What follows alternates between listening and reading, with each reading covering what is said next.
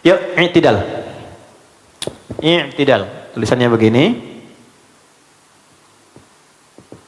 I'tidal.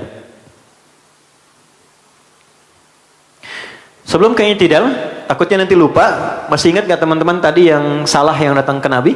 Gak deh? Terus kemudian turun ayat kan? Yang Quran surah 11 ayat 114, masih ingat? Jaga salatmu dengan baik. Setelah itu, apa yang terjadi? Ya, innal hasanati yudhibnas sayyiat. Kata Allah, nggak ada yang sempurna. Setiap orang pasti salah. Saya salah, pasti. Jadi kalau Anda cari kesalahan saya, pasti akan ditemukan. Antar pasangan, orang tua dengan anak, dengan tetangga, pasti ada salah. Tapi orang hebat itu adalah orang yang mampu membalik kesalahannya dengan kesolehan. Kalau pernah salah, segera tutup dengan yang baik. Nah, yang baik ini hasan namanya, sifatnya hasanah. Ayatnya turun, innal hasanati yudhibnas sayyiat. Maka rumus cepatnya dari Quran, kalau pernah salah, tutup langsung dengan yang soleh sesuai fungsi. Misal, lisan berkata nggak bagus. Kalau pengen ketidakbaikan ini tidak dikenang sampai ke depan, banyakin berkata yang baik. Nanti yang baik-baiknya muncul, yang kurang baiknya hilang. Pernah disebut misalnya, maaf, dia pernah disebut pemabuk. Tutup yang mabuknya dengan kisah baru yang lebih baik. Yang dermawannya, yang berbaginya, yang doain orangnya, sehingga orang lupa dengan sifat mabuknya, yang muncul sifat baiknya. Dan ketika yang baik muncul, yang salah itu ternyata menjadi hikmah, jadi cerita kebaikan. Kan ada orang kalau disebut salah jadi berita buruk kan, tapi ada orang yang ketika salahnya diceritakan jadi kisah inspirasi untuk orang lain. Umar itu sebelum masuk Islam salahnya banyak, tapi setelah masuk Islam, kesalahan yang dilakukan oleh Umar itu jadi inspirasi orang lain untuk berubah. Gak pernah orang dengar kisah Umar yang salahnya, kecuali kesalahan serupa yang dikerjakan oleh orang di masa depan bisa dirubah menjadi perbuatan yang lebih baik. Itu poinnya. Nah, i'tidal salah satunya. Apa itu i'tidal? Saya minta dengan cepat, tuan rumah aja ya, Mas ya. Jazakallahu khair, pahalanya banyak antum. Insyaallah kalau ikhlas. Lihat sini baik-baik. I'tidal artinya berdiri tegak, sempurna. Begini, kebaiknya. Yang saya mau perhatikan dua bagian. Satu, bagian tubuh atas ini tegak, jadi nggak miring ke depan, nggak miring ke belakang, nggak condong kanan, condong kiri, tegak.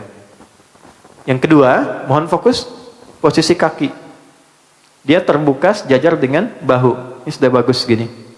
Jadi nggak terlalu rapat begini, sehingga goyah, nggak terlalu lebar, tapi sejajar dengan bahu. Dan ini dibawa dari sikap awal saat sholat. Jelas? Cuman satu keadaan, kaki ini jadi merapat saat sujud saja. Nanti pas sujud kita bahas. Ini i'tidal, berdiri tegak. Jelas sampai sini? Baik. Sekarang, bagaimana cara berpindahnya dari ruku' ke i'tidal? Izin, ruku' dulu, Mas Baim. Nah, paling gampang, enak, maaf sebelum ruku', berdiri sebentar. Ke kiblat aja langsung ya, ke sini ya. Baik. Silahkan, ruku' dulu. Baik ya. Ini pertemuan lalu sudah saya sampaikan, ini sangat baik, sangat baik. Dalam posisi ruku, yang harus dinotis adalah satu, perhatikan baik-baik, posisi ini lurus. Ya, kalau bisa, maafkan saya ya, maafkan saya. Angkat sedikit, nah ke bawah, sedikit, nah segini, lurus. Dalam hadis itu sampai-sampai kalau ditaruh bejana di atasnya berisi air, itu tidak goyang. Nah, nggak goyang. Ya. Ini sampai akhir ya nanti, ini gini. Ya, ini begini. Kemudian bagaimana meluruskan ini? Izin ya, maaf. Tangan ini yang telapak, tempelkannya di lutut dan ditekan, tekan. Kalau tahu ini ditekan, ini bagian belakang akan tegang di sini. Ini otot-otot yang dipakai jalan, apa yang pegal hilang di sini. Ya, ini ditekan. Kalau ditekan pas di sini, ini pasti lurus. Tapi kalau turun sedikit, maaf mas, turun sedikit, bukan, tangannya turun sedikit. Terus, nah ini pasti corong. Naik di atas lutut, di paha misalnya, ke atas. Nah, ini pasti naik. Tapi kalau di lutut, bagaimanapun tingginya, pasti lurus. Jelas? Oke, ini sudah saya terangkan, cara, bacaan, dan yang lainnya. Sekarang berdiri ya. Begitu sudah ruku, perhatikan. Jangan sampai berdiri, kata Nabi dalam hadisnya, jangan sampai berdiri kecuali engkau merasa tenang dulu. Tenang dalam ruku, hatta tatma'inna raki'ah, sampai engkau merasa tenang dalam ruku. Ya, bahkan Nabi pernah disebutkan dalam riwayat itu lama rukunya selama berdirinya. Kalau capek boleh berdiri dulu. Lama rukunya itu selama berdirinya. Dan ukuran berdiri Nabi itu yang standar 100 ayat Al-Baqarah. Yang paling sedikit. Ya. Yang di atas itu kurang lebih 5 juz 4 halaman sampai An-Nisa ayat 176. Artinya berdirinya. Maksud saya saking menikmatinya merasa sholat di hadapan Allah. Itu yang paling Nabi rindukan. Jadi yang paling dirindukan Nabi itu adalah saat-saat menghadap Allah. Maaf ya, teman-teman gak pernah ketemu anak misalnya atau teman, udah lama gak ketemu, dia pergi keluar kota, keluar negeri, tiba-tiba kasih kabar, nanti aku pulang besok ya, mendarat di Suta jam 9. Kira-kira Anda datang ke bandara jam berapa? Jam 8. Mustahil. Ya, yang paling dikangenin, yang gak pernah jumpa, kadang-kadang ada jam 7 udah di sana, nunggu. Ya, kita gak pernah lihat Allah, tapi selalu dikasih. Kita selalu menghitung yang belum dapat, gak pernah menghitung yang sudah diberikan. Yang sudah ada gak pernah dilihat, sehingga gak merasakan berapa banyak yang dikasih. Sehat, usia, kenyamanan, baru ada masalah sedikit kacau, padahal ribuan tahun sebelumnya, ribuan masalah sebelumnya sudah Allah selesaikan. Kan? Jadi ketika melihat dengan itu, dan gak pernah lihat Allah, kenapa gak ada rasa kangen? Dan satu-satunya cara kita menghadap Allah dalam sholat. Makanya Nabi mencontohkan saking bahagianya, rukunya itu panjang. Tapi bukan diada-adakan mesti panjang, bukan. Ya, poinnya adalah sampai kamu tenang ruku. Ternyata di pertemuan lalu kita bicara, ruku itu tempat curhat kita, tempat kita menengadah ke Allah sebelum sujud. Nah, sampai kita curhatkan masalah kita, tenang kita, bacaan sudah keluar, darah mengalir dengan enak, baru naik. Rasakan sampai punya kepasrahan, baru naik. Kalau belum ada kepasrahan, jangan naik. Karena ada hikmah, ada rahasia dalam i'tidal itu. Apa rahasianya? Ketika Anda rukunya benar, ada bacaan yang dibimbing oleh Nabi untuk meminta apapun kepada Allah dalam berdirinya. Dan Allah langsung balas dengan bahasa, apa yang kau minta? Sepenuh langit, sepenuh bumi, atau sepenuh keduanya? Apapun yang kau minta, aku kabulkan sekarang sepanjang itu kebutuhan dunia dan akhirat. Makanya rumusnya dalam sholat, sepanjang Anda tunduk, Allah pasti angkat. Tapi kalau Anda selalu mengangkat diri, Allah pasti rendahkan Anda. Ya, kalau kita merendah, Allah tinggikan. Kalau kita meninggi, Allah rendahkan. Anda punya kedudukan, sombong, meninggikan, Allah pasti rendahkan. Walaupun kuasanya tinggi, tapi orang lain pasti akan mencela. Sombong tuh. Ya kan? Punya harta, arogan, pasti direndahkan. Tapi ketika Anda membawa sifat rendah, tawadhu, ya kan? Rendah hati, turun, itu Allah angkat. Viralnya yang baik-baik, yang bagus-bagus, yang mulia-mulia. Itulah spiritnya ruku. Begitu kita merendahkan diri, tenang diri kita, pasrah sama Allah, diangkat oleh Allah. Dan diangkatnya dalam keadaan seimbang. Seimbang itu yang tidak tegak, sempurna. Sempurna dirinya, sempurna jiwanya, sempurna ketenangannya, dan sempurna jawaban doa yang Allah berikan kepadanya. Makanya ketika kemudian kita bangun, kita katakan, dan kalimatnya tidak sama dengan semua gerakan perpindahan. Mas Baim dari berdiri mau ke ruku baca apa? Allahu Akbar. Dari i'tidal ke sujud baca apa? Allahu Akbar. I'tidal berdiri ke sujud, Allahu Akbar kan? Bangkit dari sujud apa? Allahu Akbar. Duduk di antara dua sujud ke sujud baca apa? Allahu Akbar. Cuman satu bacaan dari ruku ke i'tidal bacaannya beda. Sami'allahu liman hamidah. Ya Allah, Engkau pasti dengar curhat aku tadi dalam rukuku. Ya Allah, Engkau dengar pasti pujianku yang aku berikan padamu dalam rukuku. Aku sudah merendah seperti apa yang Kau perintahkan. Aku memujimu seperti apa yang telah Engkau perintahkan. Aku curhatkan diriku, pasrahkan seperti apa yang Engkau perintahkan. Dan pasti Engkau akan mendengar apa yang aku akan mohonkan. Kalau dengan aku sampai tegak berdiri seperti apa yang Kau mintakan belum Kau kabulkan, tunjukkan dengan cara apa lagi aku mesti memohon kepadamu. Maka ketika kita mengatakan Sami'allahu liman hamidah, Rabbana, kenapa pakai Rabb? Rabb itu adalah nama perjanjian dari Allah pada dirinya untuk mengabulkan apapun yang kita minta dalam kebutuhan hidup kita. Itu ada di Quran surah ke-7 ayat 172. Quran surah 7 ayat 172. Wa idz akhadha rabbuka, pakai Rabb, bukan Allah di situ. Kalau Allah nama Tuhan. Selain itu nama sifat bagi Tuhan. Wa idz akhadha rabbuka, dan ketika Rabbmu mengambil perjanjian denganmu sebelum dilahirkan, usia 4 bulan kandungan. Ya.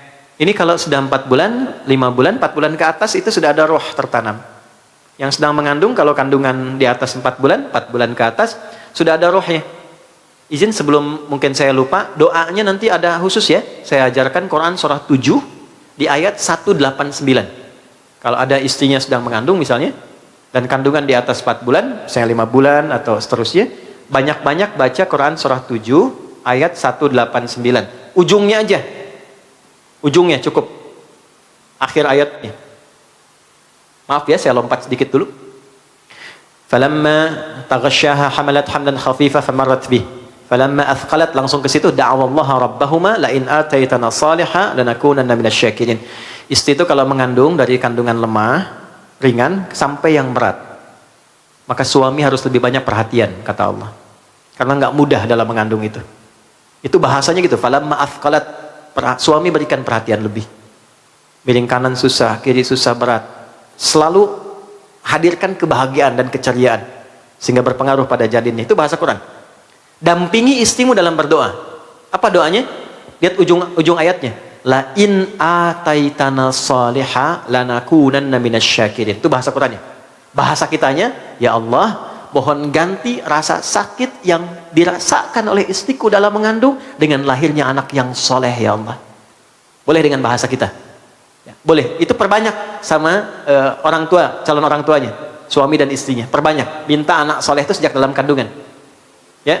Jadi kalaupun nama suaminya soleh, ibunya solehah, nggak baca ini, ya nggak dapet. Ya. Oke ya. Nah, ini poinnya.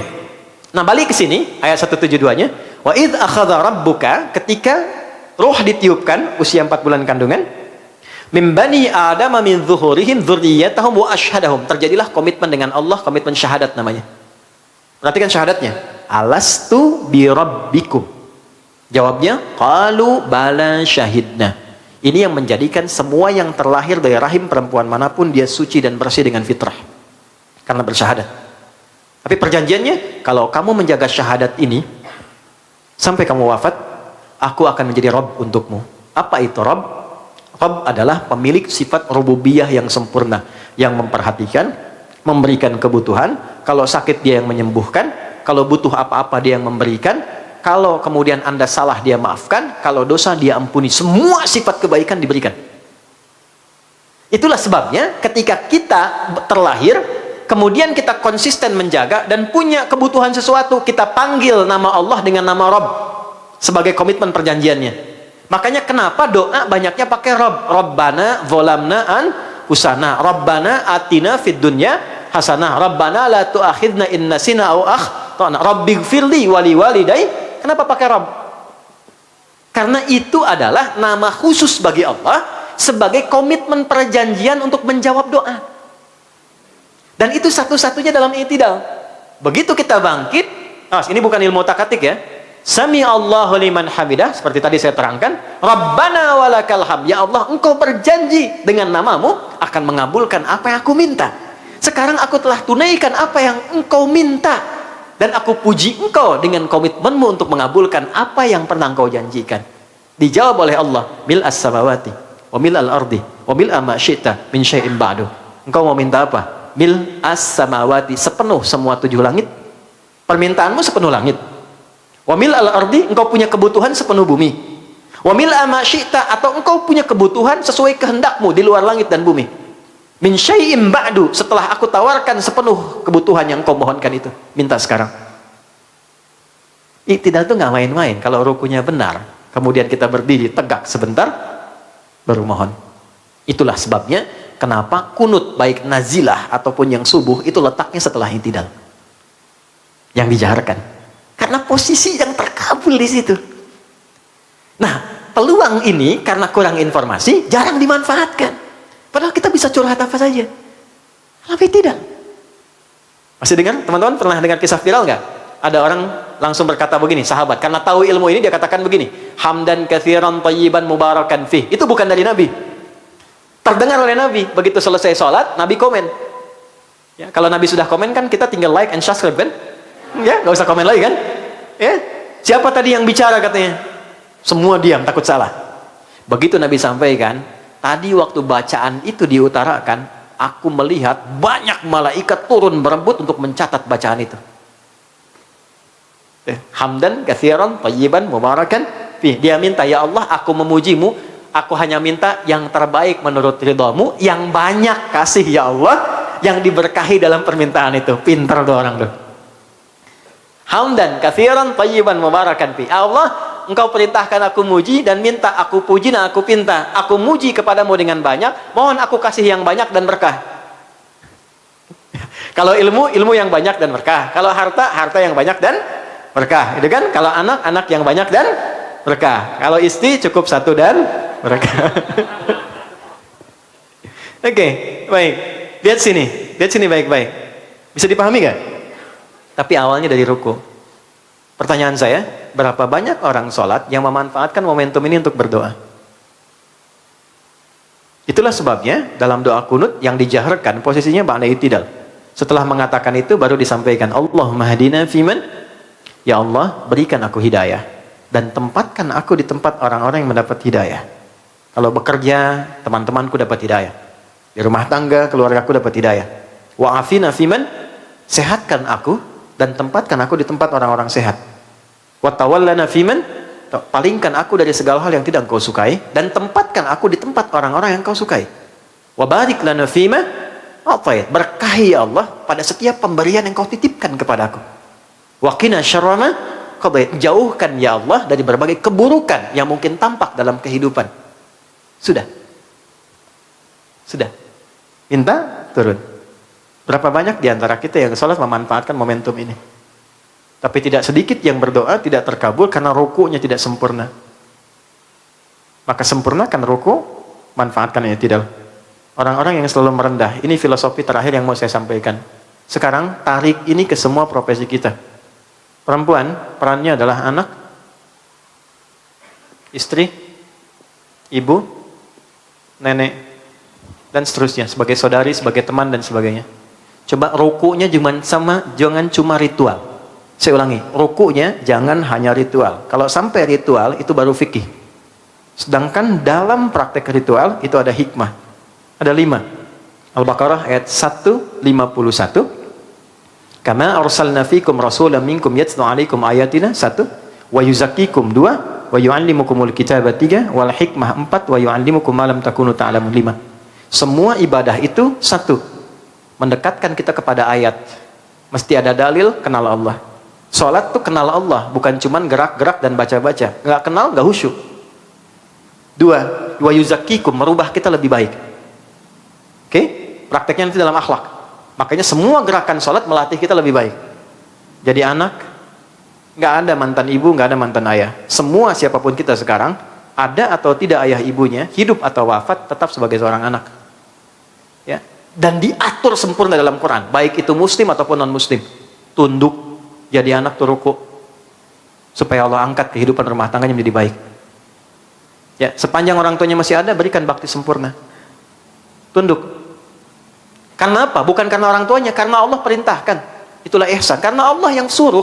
Kalau Allah nggak suruh, nggak harus saya lakukan. Tapi karena Allah suruh. Even itu orang tuanya misalnya belum muslim, tetap disuruh. Turun surat kok, surah 31 ayat 14 sampai 15. Ayat 15-nya itu dalam sekali. Wa in jahadaka ala an tusyrika bima laysa laka bihi ilmun fala tuti'huma wa sahibhuma fid dunya ma'rufa. Kalau engkau beda keyakinan dengan orang tuamu, engkau muslim, dia belum. Lihat bahasanya, dia belum. Karena ada harapan bagi kita untuk mereka supaya menjadi muslim. Yang paling hebat apa? Kalau dipaksa pindah keyakinan, silahkan tolak dengan cara yang halus, tanpa menyakiti. Tapi jangan putus hubungan dalam urusan dunia untuk mendakwahinya. Apa urusan dunia itu? Kalau dapat penghasilan, bagi. Kalau sakit, tengok. Kalau pegal, pijitin. Itu nggak diputus. Nggak diputus. Di mana ada ajaran agama begitu? Dan itulah ruku. Begitu kita turun, diangkat oleh Allah. Itu yang menjadikan kadang-kadang sinyal hidayah itu meresap ke dalam jiwa, perhatian muncul, persoalan hilang. Jadi kalau kita bisa merendah dalam setiap situasi, itu semua kesulitan itu jadi mereda. Problemnya kadang semua i'tidal. Ada masalah, anak i'tidal, ibu i'tidal, suami i'tidal, istri i'tidal. Emang kenapa? Nah, nggak selesai. Mesti ada satu dimulai dengan ruku. Ini jadi istri, pasangannya suami. 3 ayat. Dan semua ayatnya bercerita tentang ruku dan i'tidal. 1, ini ayat viral yang dimulai saat akan menikah dan ditempel dalam surat undangan. Problemnya yang ngundang tidak baca. Yang diundang suruh baca, ya kan? Itu ada surat Rum kan ayat 21. Ya kan? Wa min ayatihi an khalaqalakum min anfusikum azwaja litaskunu ilaiha wa ja'ala bainakum mawaddah wa rahmah. Ya kan? Itulah disingkat sakinah, mawaddah dan rahmah. Disingkat jadi sama. Nah, tempatnya musyawarah, ya. Belum ada kata sepakat ke musyawarah terus tuh. Lihat sini, samara, sakinah, mawaddah dan rahmah. Apa itu sakinah? Oke, saya mulai dengan 1 juta dulu. Saya serius. Naik 5 juta. Saya serius. Boskunya saya aja sekarang. 10 juta. Saya serius. Tenang? Belum. Umroh. Waktu habis sudah. Sakinah itu asalnya bukan tenang. Bukan tenang sakinah itu. Asalnya adalah kedamaian yang dilahirkan setelah selesai persoalan.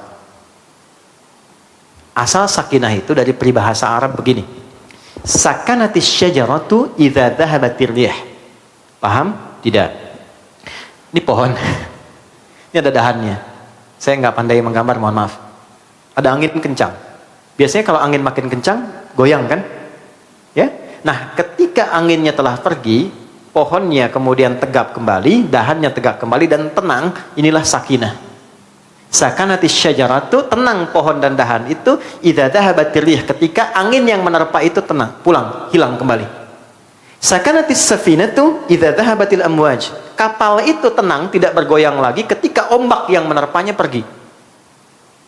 Allah kirimkan angin untuk membuat dahan ranting atau ranting di pohon ini, maaf, untuk dia bergoyang atau untuk lebih kuat? Lebih kuat. Semakin kencang semakin bertahan, semakin kuat kan? Akarnya kuat, batangnya kuat, rantingnya kuat. Allah kirimkan gelombang-gelombang di lautan itu menerpa kapal, semakin goyang semakin diriset kan? Ya kan? Bikin semakin lebih bagus, lebih kuat. Ini gambaran. Inilah sebabnya kenapa gambaran ini seringkali dibawa dalam kehidupan rumah tangga. Bahtera rumah tangga. Kalau disebut bahtera pasti ada ombaknya. Kalau Anda berumah tangga nggak pengen punya masalah, itu mustahil. Jadi ketika memutuskan saya terima nikahnya si fulan dan si fulan binti fulana dengan mas kawin sekian dibayar tunai, artinya Anda siap masuk bahtera, siap menempuh masalah. Jadi nggak mungkin ada rumah tangga yang tidak ada masalah, itu mustahil. Nabi aja yang dijamin masuk surga. Ayat surga 1 surat turun Al-Kautsar, dekat dengan Allah, dipuji oleh Allah, akhlaknya Quran, tetap ada masalah. Anda bukan Nabi, Rasul bukan. Ayat surga nggak ada sampai sekarang untuk kita. Ya kan? Nggak ada pujian langsung dari Allah untuk kita. Lalu menikah, nggak pengen punya masalah, itu mustahil. Jadi ketika kita menikah, ya, Anda dengan pasangannya masing-masing menikah dan ada masalah, itu artinya apa? Artinya rumah tangga kita benar menurut Allah. Gitu. Kan? Ini. Alhamdulillah. Habis itu. Alhamdulillah. Oke? Jadi kalau punya masalah, itu benar. Nah, tapi poinnya bagaimana mengolah masalah jadi sakinah itu. Itu yang belum dalamnya, itu belum sampai situ. Kalau menemukan masalahnya, oke, sampai situ. Sakinahnya bagaimana? Karena kan prinsip dasarnya begini, ada masalah, mesti berubah jadi sakinah. Itulah rumah tangga. Kalau cuma masalah, nggak ada sakinahnya, itu pisah. Ini tangganya, ini rumahnya. Gitu. Itu terus keinjak. Tangga kan diinjak. Keinjak terus, tapi nggak pernah mendapatkan kenyamanan berada di rumah. Ini disatukan, itu ada filosofinya. Kita keinjak, tapi belajar dari injakan itu untuk menapak sesuatu yang lebih tinggi. Dan ke atas itu kan kepada Tuhan. Makanya ayat keduanya muncul.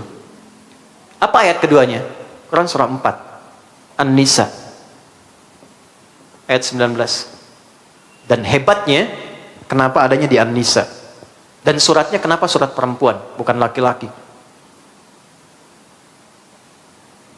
Karena dalam kehidupan rumah tangga, yang sering merasakan beban hidup dalam kehidupan rumah tangga itu lebih banyak terpendam pada perempuan dibandingkan laki-lakinya.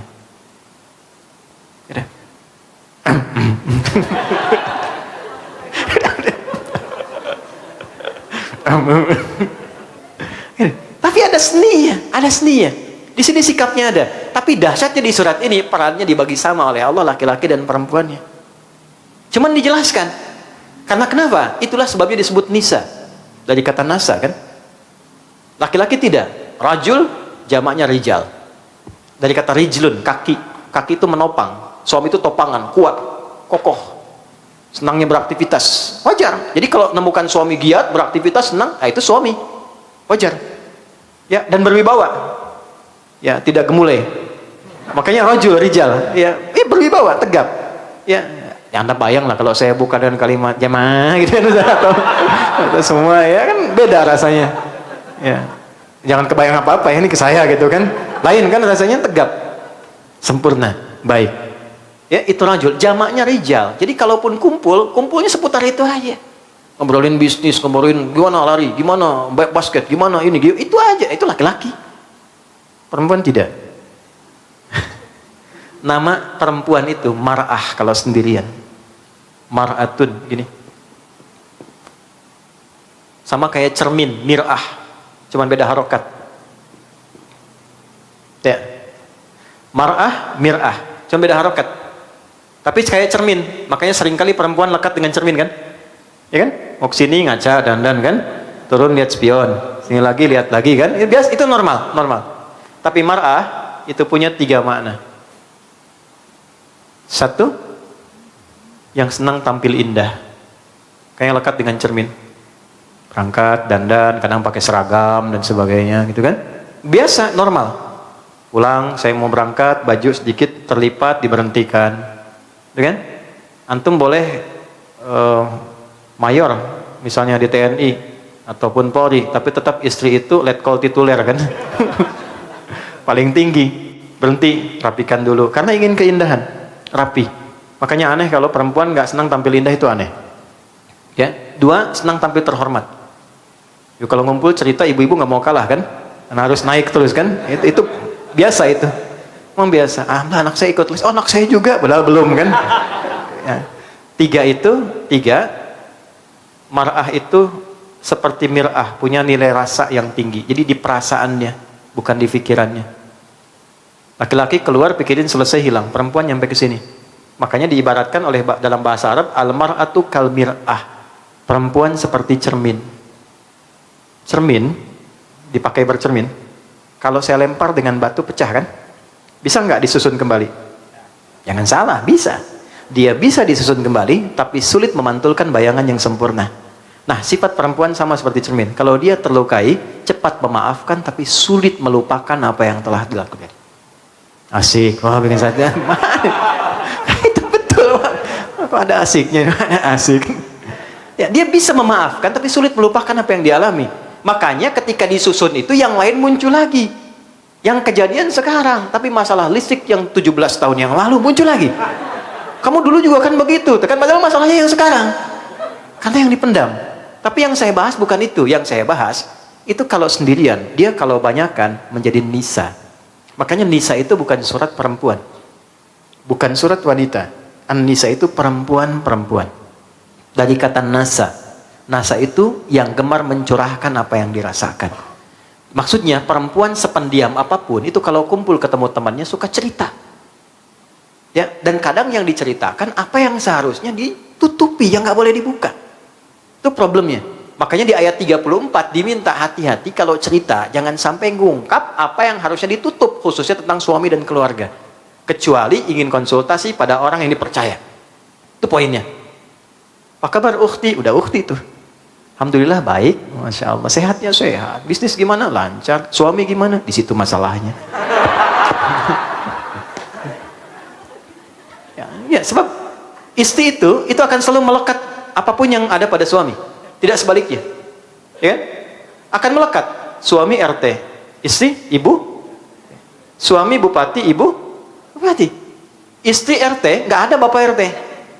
Selalu sini. Jadi selalu ikut, selalu terbawa. Nah, turunnya ayat 19 ini adalah poin yang sangat luar biasa. Ya. Apa poinnya? Kita lihat dulu setelah pesan-pesan berikut. Kita lihat apakah dibalik atau dihapus nih. Dibalik Ustaz. Jazakallah khair, alhamdulillah. biar fokus. Ya, mohon izin. Izin bang. Kasih. Masya Allah. Luar biasa. Alhamdulillah. Silahkan kembali. Jazakallah khair. Kasih banyak. Gimana mengolah masalah jadi sakinah? Ini poinnya. Quran surah 4 ayat 19. Hebatnya ayatnya di perempuan, surah An-Nisa, karena sering memendam rasa sehingga masalah ini terus terpendam dan tidak mudah mendapatkan sakinahnya. Maka ketika sakinah ini didapatkan, muncullah kemudian pernyataan dalam Al-Quran. 1. Ya ayyuhalladzina amanu, duhai pasangan suami istri yang masih merasa punya iman. Imannya dipertaruhkan. Dan latihannya nanti dalam sholat. Makanya nanti ada bab suami jadi imam, istri jadi makmum berdua sholat. Nanti di akhir saya tutup dengan itu. Ya. Hei suami dan istri yang masih merasa punya iman. Mohon maaf di terjemahan itu dibatasi laki-laki, itu kurang tepat. Karena ayat ini untuk keduanya. Kalau ada ayat Quran dibuka dengan iman, artinya perintah yang ada di ayat itu mempertaruhkan keimanan kita. Kalau bertindak benar imannya kuat, kalau menyalahi imannya bermasalah. Perhatikan, la yahillu lakum an tarithun nisaa karha. Jangan wariskan sikap kurang baikmu pada pasanganmu. Allah sudah kasih bocoran sebelum menikah bahwa setelah menikah itu, maaf dengan kalimat ini, tidak seindah dan sesempurna seperti yang tergambar sebelum menikah. Kita sudah paham semua lah. Kalau sebelum menikah, yang paling sempurna kan pasangan. Yang paling ganteng dia, yang paling cantik dia, yang paling sempurna dia, segalanya.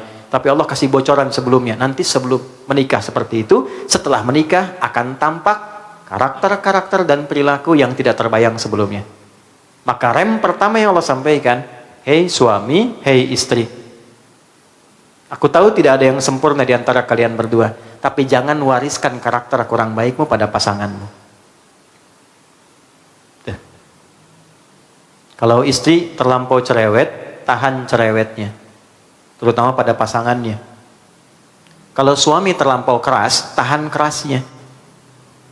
Hadirkan yang lembutnya pada pasangannya. Karena aku tahu, kata Allah, tidak ada yang sempurna, tapi ini yang paling indah declare-nya. Ini yang paling indah. Ya, lihat ujung ayatnya. Fa in karihtumuhunna fa asa an takrahu syai'a wa yaj'alallahu fihi khairan katsira. Tapi kalau ternyata tampak itu dalam pasanganmu, lihat, jangan marah.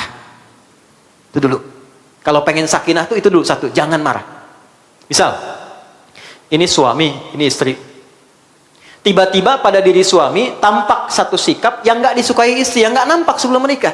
Atau di awal-awal saat awal nikah nggak kelihatan. Tiba-tiba nampak. Kata Quran apa? Kata Allah, jangan marah dulu ya. Jangan buka celah untuk setan datang.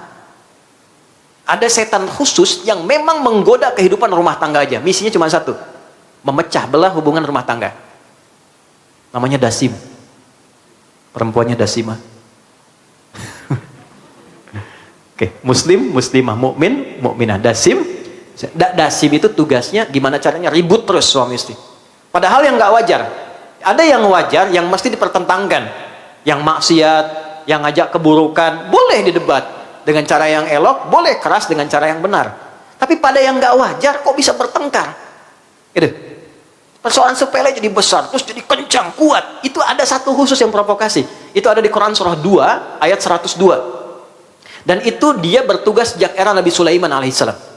Janjinya. Quran surah 2, ayat 102. Diungkap di era Nabi Sulaiman, dimulai sejak zaman Nabi Adam. Jelas? Baik, perhatikan, yufarniquna bihi bainal mar'i wa zawji wattaba'u ma tatlu syayatinu ala mulki Sulaiman, di atas sampai ke kalimat yufarniquna bihi bainal mar'i wa zawji. Di rumah tangga gimana caranya pecah terus tuh, rame terus, ribut terus, sampai nggak enak apapun. Maka Allah turunkan jalan dia sebelum itu terjadi. Kalau engkau dapatkan pasanganmu dia berperilaku hal yang kurang wajar bagimu dari karakternya, satu, jangan marah dulu, kata Allah. Yang paling indah apa? Yang paling indah, sabar dulu. Ini bahasa tafsirnya ya.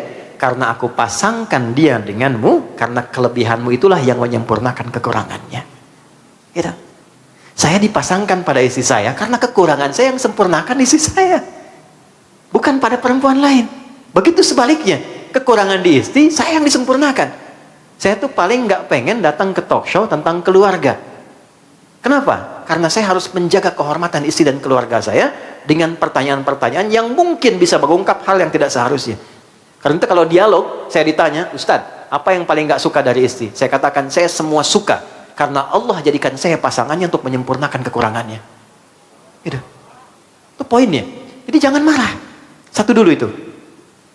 Karena Allah titipkan, mungkin bagi Anda suami senang marah, titipkan pada istri, ini sabar, berapa tahun dia sabar? Kalau pada orang lain mungkin selesai, tapi dititipkan pada pasangan ini karena ini yang mampu bisa menahannya, ini yang menyempurnakannya. Nah, kalau sudah mendapatkan istri yang semacam ini, syukuri kepada Allah dengan menurunkan tensinya. Kenapa? Karena belum tentu kalau berpisah dengan dia bisa mendapatkan yang setabah ini, yang sebaik ini. Kalau sudah didapatkan yang begini, ini rumus ini didapatkan di ayat berapa?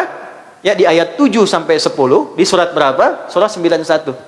Quran surah 91 Asy-Syams ayat 7 sampai 10. Wa nafsi wa ma sawwaha fa'alhamaha fujuraha wa taqwaha. Qad aflaha man zakkaha wa qad khaba man. Dalam diri manusia itu cuma punya dua kecenderungan. Satu, sifat baik, takwa. Dua, sifat kurang baik yang salahnya, fujur, nafsunya. Nafsu. Ini selalu ada. Jadi kalau di sini ada sabar, di sini pasti ada marah. Di sini ada jujur, di takwa, di sini pasti ada dusta. Anda mau katakan tidak ada dusta di antara kita, ya, tapi dustanya tetap ada. Jelas? Ya, kalau di sini ada rendah hati, di sini pasti ada sombong. Nah, caranya bagaimana mengolahnya? Perhatikan baik-baik. Saya ambil bagian pertama saja, sabar dan marah. Perhatikan kalimatnya. Qad aflaha man zakkaha. Sungguh bahagia orang yang mampu mengolah, menyuci keadaan jiwanya ini sehingga melahirkan sifat baiknya.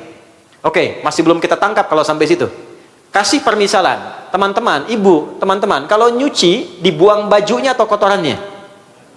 Kotorannya. Nggak mungkin saya nyuci, buang bajunya. Nyuci, buang bajunya. Pasti kotorannya kan? Baik, nyuci itu pada yang kotor, pada yang bersih. Pasti pada yang kotor. Yang bersih nggak akan dicuci.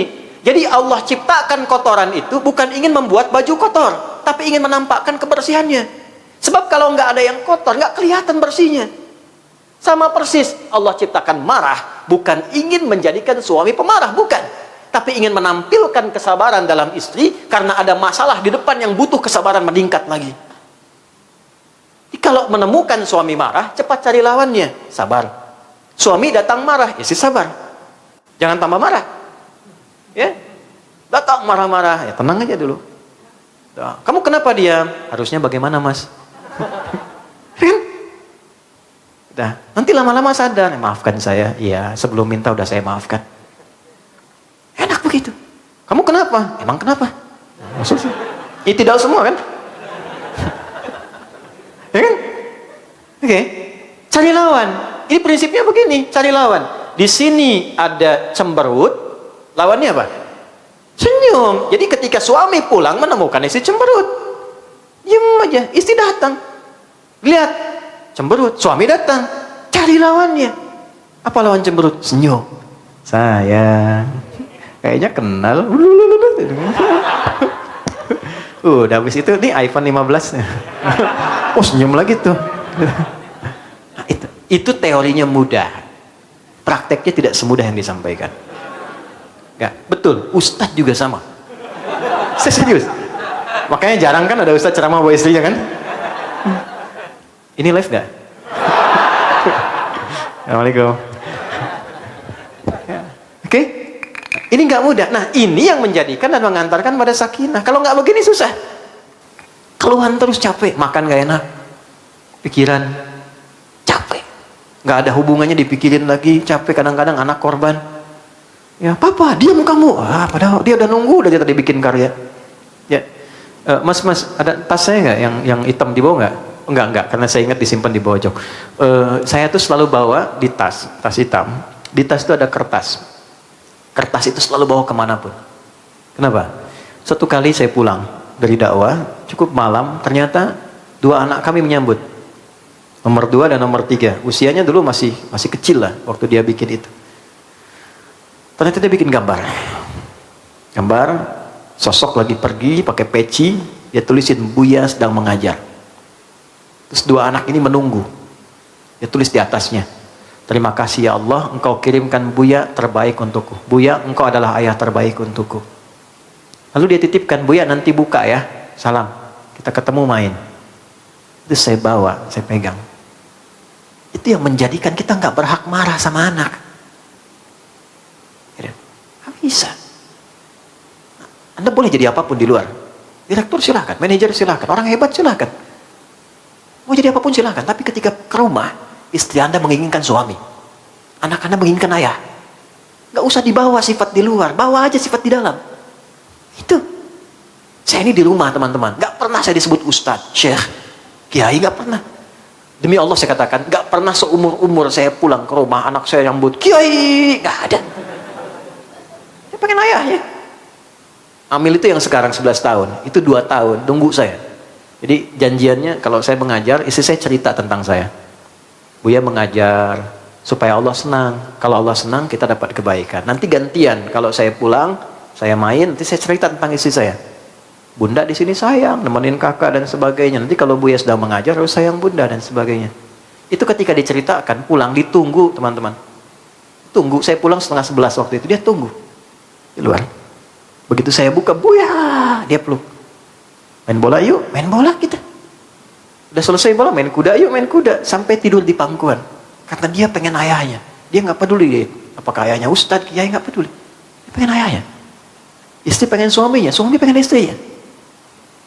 Jadi kalau ingin mendapatkan sakinah, memang secara konseptual ideal. Secara praktikal kembali pada niat dan tujuan kita. Itu poinnya. Jadi begitu pulang, kalau pengen ini, nih, jangan cari kekurangan. Karena percuma pasti dapat. Jadi kalau satu mengungkap, yang lain membalas, pasti akan dapat semua. Tapi kalau satu i'tidal, yang satu ruku, Allah turunkan tensinya. Yang terjadi apa? Semua sama-sama sujud. Itulah sebabnya ketika i'tidal selesai, semua sujud. Dan tidak ada masalah rumah tangga selesai dengan indah kecuali ketika suami dan istri sujud bersamaan. Yang satu jadi imam, satu jadi makmum. Itulah yang dijadikan di ayat ke-18 di surah 51. Kalau Anda ingin mendapatkan sakinah tiap hari, coba bangun malam, suami istri, walaupun gak terlampau malam. Setelah selesai, wabil asharihum yastaghfirun. Menjelang subuh, dua-duanya saling mengoreksi diri. Suami minta maaf ke istri minta maaf ke suami. Kalau sudah ada keluarga lebih enak lagi. Sayang, maafkan aku ya. Aku mungkin belum jadi suami yang baik sampai hari ini, ayah yang baik. Allah titipkan aku membersamai kamu. Mohon maafkan, karena memang gak ada yang sempurna. Kalau aku pulang hari ini terlebih dulu kepada Allah, mohon ridho dengan semua sikapku. Dibalas lagi, aku yang banyak salah mas, begini-begini. Itu semua, begitu selesai, astagfirullah ya Allah, mohon ampun ya Allah, minta maaf ya Allah, sujud, selesai. Gak percaya silahkan. Bedakan rasanya, rasakan bedanya, pasti akan terasa bedanya. Itu. Gitu ya. Enggak, tapi ini nyata. Ya, yang terakhir ayat ketiga itu Quran surah ke-17 ayat 23 sampai 27. Kompak dengan orang tua. Ya, kunjungan datang, ajak istri temuin orang tuanya suami, kalau sudah meninggal ke kuburan, ziarah. Nanti sebaliknya pekan depan, bulan depannya lagi, kemudian suami ajak keluarganya istri.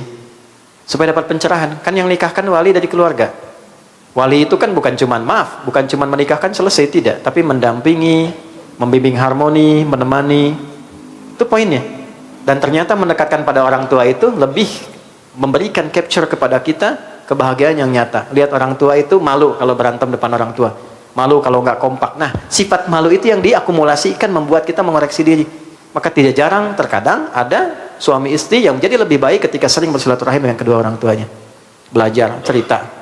Ya, istri saya cerita tentang ayah ibunya, saya cerita tentang ayah ibu saya. Ngobrol sama-sama. Lalu berdoa. Yang paling indah kalau satu meninggal, sujud berdoa bareng-bareng, nangis sama-sama. Itu paling enak. Ya. Memang kelihatan ideal karena Allah yang turunkan. Tapi menjadi praktikal untuk kita, bergantung pilihannya pada kita semua. Karena itu ditutup kalimatnya di ayat 19 tadi. Di Quran surah 4, fa'asa an taqra'u syai'a wa yaj'alallahu fihi khairan katsira. Mungkin kau nggak suka dengan masalah yang aku kirimkan, tapi kalau engkau bisa mengolahnya, aku kirimkan limpahan karunia yang banyak yang membahagiakan kehidupan keluargamu. Jangan marah. Rukulah dulu. Setelah itu koreksi masing-masing. Benar nggak niat nikahnya? Sayang nggak? Betul nggak dengan akadnya? Ya, karena yang paling penting adalah Allah declare-nya jelas. Ini titipan saya untukmu, bukan sekedar pasanganmu. Yang nitipkan Allah, yang tanya Allah. Jadi ketika Anda melukai pasangan, Allah melukai orang ya yang telah menitipkan kepada Anda dari orang tua dan yang telah menciptakannya Allah Subhanahu wa taala. Itu poinnya. Dan ini wasiat Nabi SAW sebelum meninggal. Ya. Ittaqullaha fin nisaikum, hai para pasangan suami istri saling bertakwa kepada Allah. Tautkan dirimu sama Allah kalau pengen sakinah. Kalau pengen hartanya cukup melimpah, tautkan sama Allah. Kalau pengen rahmah, tautkan sama Allah. Kalau pengen terjaga, ini poinnya. Jadi sholat itu bukan hanya ibadah ritual yang membuat kita terkoneksi dengan Tuhan, tapi lebih dari itu pancarannya membuat kita bahagia dalam berkeluarga, tenang dengan teman-teman, damai dalam kehidupan, melihat semua orang tuh baik. Saya heran kenapa harus ada prasangka yang gak baik gitu. Ya. Saya dilatih oleh guru, oleh orang tua, lihat orang semua baiknya. Kalau pernah salah, gak ada yang sempurna. Saya aja salah kok. Saya paling senang kalau ada orang, Ustadz saya mantan napi, alhamdulillah. Kasih senyum yang sama, baik. Pernah ada orang cari saya ke Bekasi, kaget semua. Izin Pak, saya adalah mantan pembunuh yang dipenjara di sini. Saya ingin ketemu Ustadz Adi. Oh nggak ada yang kasih akses. Tiba-tiba Allah kasih jalan papasan, Ustadz nangis peluk. Alhamdulillah Ustadz, saya tobat karena Allah, gini. Saya ceramah Ustadz, ini bukan ceramah saya, Allah yang kasih, alhamdulillah. Dah, jadi teman, jadi sahabat, nggak ada yang sempurna. Jadi kalau kita ngelihat semua teman kita baik, insya Allah Allah kasih jalan. Tapi ada ruang, di rumah tangga pun nanti nggak sama keadaannya. Ada yang mendekatkan kepada kebaikan, ada yang terus ngajak maksiat, ada babnya masing-masing, sampai bab puncaknya. Bab tentang talak, bab tentang macam, itu ada babnya semua. Sampai bab puncaknya. Kalau kita ikutin semuanya, nah poinnya satu, keduanya itu punya niat yang baik untuk berubah. Itu ada di Quran surah 4 ayat 35. In yurida islaha yuwaffiqillahu bainahuma. Kalau keduanya punya niat berubah, itu pasti akan dipersatukan. Tapi kalau niat itu nggak ada, tetap mempertahankan egonya, maka nanti pelan-pelan tuh diarahkan sampai ke puncaknya, sampai ke akhirnya. Nah ini ruku dan i'tidal. Halo? Kenapa diam begini? Ya, baik-baik ya semuanya ya. Ya baik-baik, sehat-sehat. Ya kita diciptakan baik, diciptakan juga damai, diciptakan tenang. Maka tugas kita membentuk ketenangan dan kebaikan itu. Setelah itu kemudian apa? Sujud. Dan tidak ada posisi paling indah kecuali saat sujud. Sujud itu banyak bentuknya. Sujud ibadah, sujud syukur, sujud tilawah. Kalau baca Quran ketemu ayat sajadah kan? Sujudnya apa? Oke, kalau kita punya harta, kemudian dapat tambahan promosi jabatan, ada sunnah sujud kan? Ya, i'malu ala Dawuda syukra. Ya, hei keluarga Daud syukur sujud mereka karena diangkat jadi raja, dapat jabatan dan sebagainya. Ada sunnahnya. Ya, begitu dapat sesuatu, sujud itu ada sunnahnya. Jadi begitu merendah Allah angkat lagi. Misal dapat proyek bagus gitu kan, sujud tuh. Itu Allah angkat lagi. Itu dipopulerkan di kalangan para ulama. Muhammad Salah kalau golin sujud ya. Kan? Terus yang lain itu walaupun dilatih begitu mungkin belum tahu, tapi secara hikmah itu ketika kita merendah Allah ngangkat, ketika kita meninggi Allah rendahkan. Sudah rumus. Ya, maka dari itu kita akan bahas ada berapa anggota sujud, bagaimana caranya sujud, apa bacaan saat sujud, dan apa rahasia dalam sujud. Itu akan kita ulas dalam episode yang berikutnya, insya Allah.